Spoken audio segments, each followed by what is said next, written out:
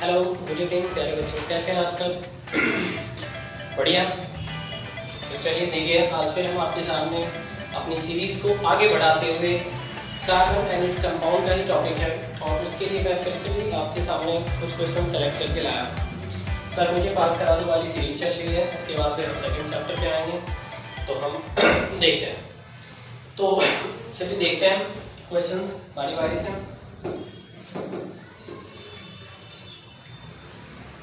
देखिए, सबसे first question, सबसे पहला क्वेश्चन जो हमारा है आज का, ध्यान से सुनिएगा, बहुत इंपॉर्टेंट क्वेश्चन है और काफी मन से इसको प्रैक्टिस करनी है। देखिए कह रहे हैं sorry, what will be you observe on adding a 5% alkaline KMnO4।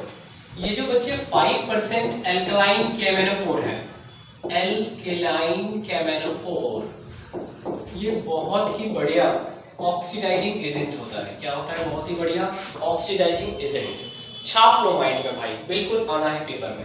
प्यारे बच्चों, इसी को हम बेयर्स रीएजेंट के नाम से जानते हैं। हो सकता है किसी किसी को 10th क्लास में नहीं बताया जाता है, बाकी 11th में तो श्योर है। इसे हम जानते हैं बच्चे बेयर्स रीएजेंट के नाम से।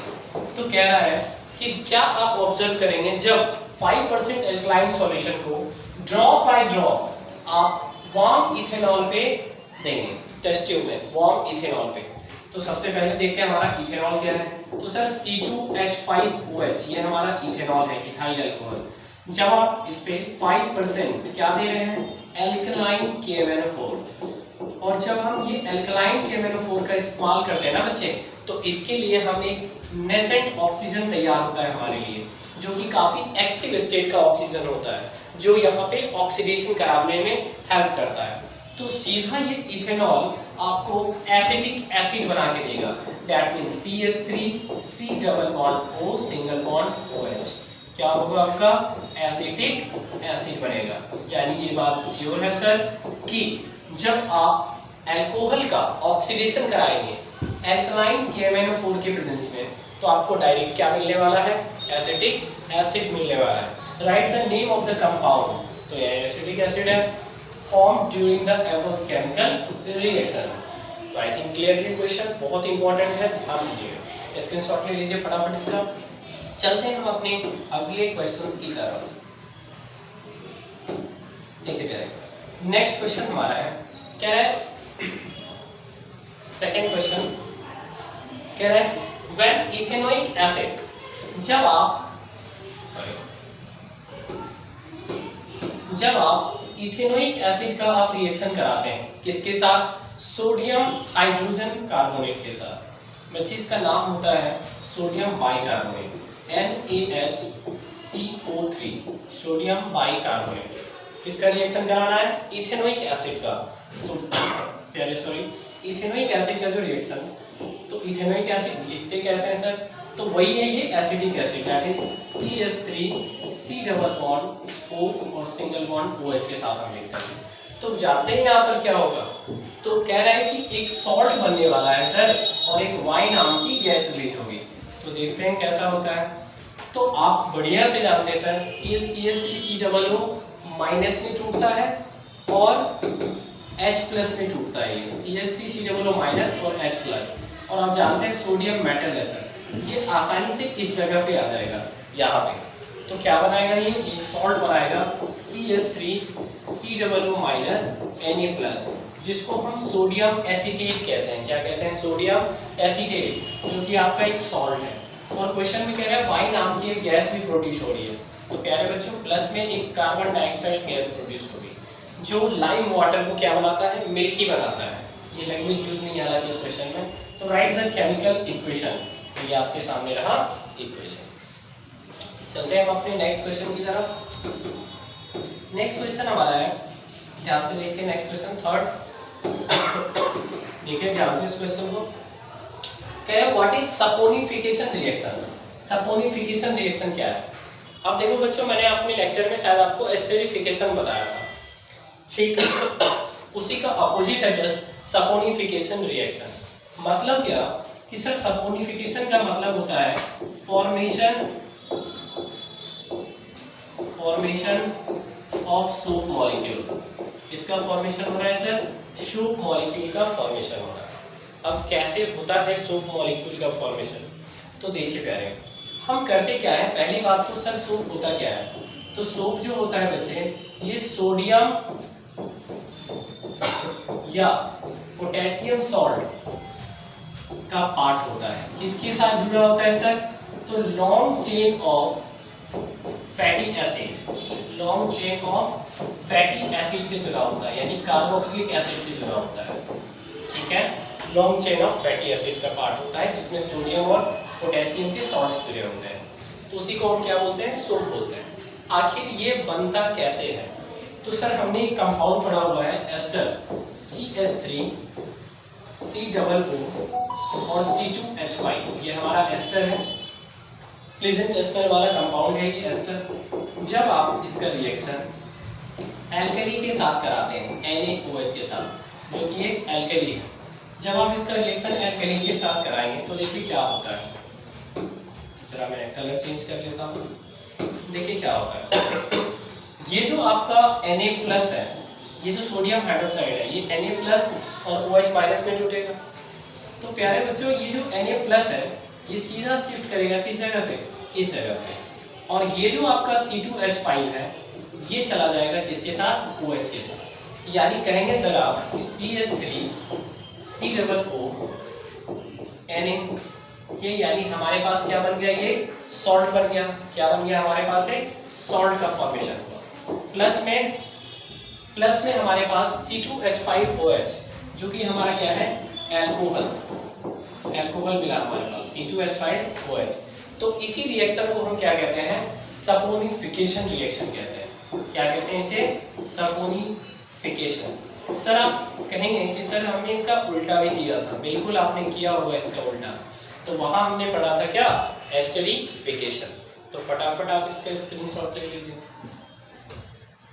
अब चलते हैं हम अपने नेक्स्ट क्वेश्चन की ओर। देखिए नेक्स्ट क्वेश्चन की ओर चलते हैं। हमारा जो नेक्स्ट क्वेश्चन है, क्वेश्चन नंबर 4, इसमें आइए, कह रहा है कि difference between ionic and covalent compound. Ionic और कोवलेंट में क्या बताना है बच्चे, डिफरेंस बताना है। बहुत बेसिक पॉइंट में मैं आपको डिस्कस कर रहा हूँ, ध्यान दीजिएगा। जो आयोनिक कंपाउंड होते हैं ये ट्रांसफर ऑफ इलेक्ट्रॉन से बनते हैं, आपको पता है किससे बनते हैं सर, ट्रांसफर ऑफ इलेक्ट्रॉन से बनते हैं। ठीक है, आयोनिक कंपाउंड का melting point and boiling point दोनों हाई होता है। सर ऐसा क्यों, क्योंकि intermolecular force of attraction, FOA का मतलब फोर्स ऑफ अट्रैक्शन काफी ज्यादा होता है, लार्ज फोर्स ऑफ अट्रैक्शन बहुत ही ज्यादा होता है, हाई डेंसिटी के होते हैं, बहुत ही ज्यादा हाई डेंसिटी, क्योंकि मॉलिक्यूल क्या होता है इनका, पास होता है बिल्कुल। सर एक एग्जांपल बता दीजिए, तो देखिए बच्चे सबसे बेहतरीन एग्जांपल आपके सामने है NaCl। क्या है, NaCl। जब आप इसको देखते हैं क्रिस्टल के फॉर्म में तो प्यारे आपको नजर आता है Na+Cl-, ये कई सारे क्रिस्टल लैटिस बनाते हैं, क्या बनाती है, क्रिस्टल लैटिस। तो Na+Cl-, मतलब अपोजिटली चार्ज आयन एक दूसरे से क्या होता है, काफी ज्यादा क्लोज होता है, घिरा होता है। ये टोटल हमारा क्या है, आयनिक कंपाउंड। कौन सा पार्ट है ये हमारा, आयनिक कंपाउंड। अब देखिए कोवलेंट क्या होता है बच्चे।